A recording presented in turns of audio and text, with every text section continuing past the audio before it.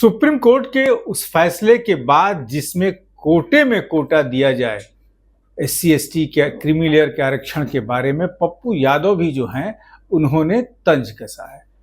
उन्होंने कहा ये क्या कि कोटे में कोटा क्रीमी लेयर की कोई बात नहीं होती। आज आपको पता होगा चिराग पासवान ने भी बड़ा क्लियर किया है एक जगह कि एससी एसटी में सबसे बड़ी जो बात है वो छुआछूत से ग्रसित थे, इसलिए उनको अब क्रीमी लेयर और अलग अलग डिवाइड करना ये अच्छी बात नहीं है। लेकिन पप्पू यादव ने बड़ा जोरदार हमला किया है, सुनवाते हैं पप्पू यादव को। आरक्षण जब बिहार में या तमिलनाडु में पहले भी दिया गया 67%, उसके बाद मेरा एक आग्रह है, सिर्फ यह कहना कि नीतीश कुमार जी यदि डबल इंजन इसको अध्यादेश नहीं ला पाते हैं भैया तो क्या बोलेंगे आप लोग ऐसे करिएगा तो। भैया मैं क्या कर रहा हूँ सुनिए, मेरा कहना ये है कि आरक्षण के सवाल पर 7 जज का जो आदेश है इस पर बड़े समीक्षा की जरूरत है और सदन में इस पर चर्चा करने की जरूरत है। सर्वदलीय बैठक की आवश्यकता है। अब एसटी एससी में जिसकी आर्थिक सामाजिक शैक्षणिक आज भी 1.7 से ऊपर नहीं है और वहाँ भी क्रीमी लेयर की बात होगी तो निश्चित रूप से समीक्षा की जरूरत है और उस पर अध्यादेश लाने की जरूरत है। तुम्हारा आ रहा है नीचे रखो तो, लेकिन जो बिहार के ऊपर रखे रहते हो हमेशा। लेकिन जो बिहार की बात है उसमें मेरा सीधा है कि बिहार में गलती किसने की, सरकार तो दोनों आदमी की थी ना।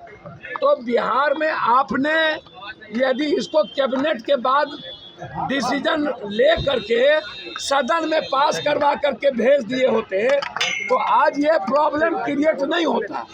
तो गवर्नमेंट जिसकी थी उसी ने इस प्रॉब्लम को बढ़ाया है। आज जरूरत है बिहार के 67% आरक्षण पे केंद्र सरकार को जो हाई कोर्ट और सुप्रीम कोर्ट ने उसके खिलाफ अध्यादेश लाने की।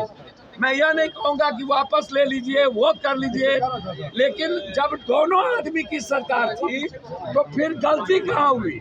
जब आपने 67% आरक्षण दिया तो फिर सदन में पास करके क्यों नहीं भेजा।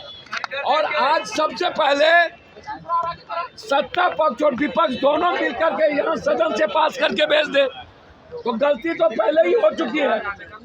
और दिल्ली में भी सुप्रीम कोर्ट का जो क्रीमी लेयर है वो भी मामला है, तो दोनों मामला को इसी सत्र में बहस करा लेने की जरूरत है। बचाएगा, जिसको मारना होगा मारेगा, मरना होगा तो कोई बचाएगा। आप हमको समझिए भैया, सुरक्षा देने की जिम्मेदारी हमारी नहीं है। भट्टी जी को हटाने की जो व्यवस्था, हमें जो जानकारी है कि भट्टी जी को जो प्रतिनियुक्त था उसको यहाँ से वापस करने के लिए रिलीव करने की जो बात चल रही है, तो इसका मतलब है कि शासन प्रशासन में कुछ भी अच्छा नहीं है, कुछ भी सही नहीं चल रहा है। आखिर भट्टी जी क्यों बिहार से जाना चाह रहे या बिहार से भट्टी जी को क्यों हटाया जा रहा है, ये सबसे बड़ा सवाल है। और कौन व्यक्ति, मैं बार बार कहा हूँ कि भट्टी जी को काम करने की फ्रीडम क्यों नहीं दी गई आज तक, ये सबसे बड़ा सवाल है। और भट्टी जी बिहार छोड़ के क्यों जा रहे हैं, तो कुछ तो बात है ना।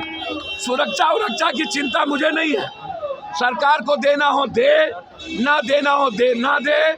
और ना मैं अपराधी से डरता और ना मैं मरने से डरता हूँ। जिसको मारना हो, माफिया के खिलाफ लड़ाई है, मेडिकल माफिया के खिलाफ लड़ाई है, जमीन माफिया के खिलाफ लड़ाई है। कल भी सदन में मेडिकल माफिया के खिलाफ मैं आग उगला हूँ, एजुकेशन माफिया, ये जितने एजुकेशन माफिया उसके खिलाफ हैस्टिंग नीट। तो एजुकेशन माफिया पर निरंकुश लगना चाहिए, उस पर गाइडलाइन होना चाहिए और सरकार एक नियमावली बनाए किसी भी कीमत पर। सबसे ज्यादा शोषण बिहार के बच्चों का एजुकेशन माफिया कर रहा है, इसलिए है सीधा लड़ाई है, एजुकेशन माफिया से भी है, मेडिकल माफिया से भी है।